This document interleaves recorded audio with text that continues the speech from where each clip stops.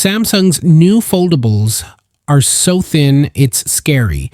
Galaxy Z Fold 7 and Flip 7 Real Talk. Samsung's new foldable is so thin I thought I accidentally bought a premium tortilla. No joke. I unfolded it and nearly cried at how fragile it felt until I tried to break it. Spoiler, I failed. Okay, so I was doom scrolling at like 2 a.m., normal behavior, when I ran into this massive Samsung leak about the Galaxy Z Fold 7 and Flip 7. And it's either a next-gen flex or Samsung's prepping to prank us all. I had to dig deeper, and what I found, bro, it's wild. If you've ever paid $2,000 for a phone that folds like a sandwich but snaps like a graham cracker, you know the struggle. Or maybe your durable hinge sounded like it needed WD-40 after a week. Yeah, Samsung's heard your complaints, and they might finally be doing something about it. Here's the deal. According to a leak out supposedly straight from someone with insider scoop at Samsung, the upcoming foldables are about to level up hard. First off, they're getting slimmer than ever. We're talking just 3.9 millimeter when unfolded. That's thinner than my patience during Bluetooth pairing, and trust me, that's saying something. But don't let the sleekness fool you. These things are also tougher, now rocking titanium backplates. It's giving serious Iron Man vibes, and honestly, Tony Stark would approve. And the cherry on top, these foldables are coming loaded with AI features. And for once, it sounds like they might actually be useful instead of just yelling, "Hi, how can I help you?" at random times. Imagine this. You're on Zoom, Chrome tabs open, Spotify vibing, and boom, your old foldable starts sounding like it's launching a Falcon 9. If Samsung's not capping, the Fold 7 should be able to handle this without spontaneously combusting. We'll see though. You know I'm gonna run Final Cut Pro on this thing like an idiot just to watch it cry. Let's break it down feature by feature. And yeah, we're keeping it real and ridiculous.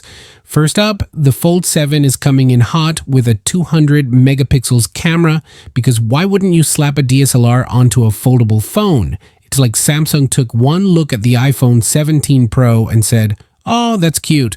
Hold my motherboard." At this point, your phone might take better portraits than your actual camera crew. Then there's the AI overload. And I mean overload. We're talking Gemini Live generative edits, now brief. Basically, Google's AI just walked into the Samsung party uninvited and is now eating all the snacks. And get this, Gemini can see through your camera and talk about what it's looking at. I showed it my lunch and it hit me with a full-on calorie breakdown. Rude? Yes. Impressive? Also, yes. Durability is getting a glow up too. We're seeing ultra-thin glass, titanium everywhere, and whispers of actual water and dust resistance. Imagine a foldable you can take outside without a panic attack. If this holds up, it's the kind of upgrade that finally makes sense for people who sneeze aggressively near their tech. And for the Flip 7, we're getting a bigger cover screen and possibly bumping up to 4 inches. That's just enough to doom scroll TikTok without unfolding your phone. Honestly, that's the kind of quality of life boost 2025 was made for. So what's the verdict? Let's talk pros, cons, and the unintentionally hilarious. On the bright side, the Fold 7 is shaping up to be a total flex in the best way. It looks like a spaceship, folds like premium origami, and now comes packed with AI features that, for once, might actually be useful. No more gimmicky voice assistants. We're talking real intelligent tools that help you work, edit, and maybe even shame your lunch choices. Add in that ridiculous 200 megapixels camera, and you've got a foldable that could seriously compete with pro-level gear, assuming it's not just a marketing flex.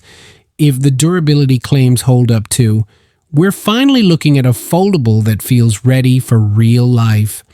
But of course, there's always a catch, or a few. The biggest one, the price. This thing might still cost as much as a semester of college. And while the Fold is stealing the spotlight, the Flip 7 feels more like a side character. Slightly improved, sure, but nothing major outside the larger cover screen. Then there's the durability talk. Titanium and water resistance sound amazing, but we've all heard those promises before. Looking at you, unbreakable sunglasses. And as for that rumored touch bar vibe, yeah, let's just say Steve Jobs might be side-eyeing us all from the cloud. And finally, the LOL moment we didn't ask for, touch bar vibes. In 2025, somewhere Steve Jobs is shaking his head and sipping a LaCroix, wondering where it all went wrong. Would I sell a kidney for this? Number. But would I sell my backup phone and pretend my kidney's for sale just to feel like I could afford it? Absolutely.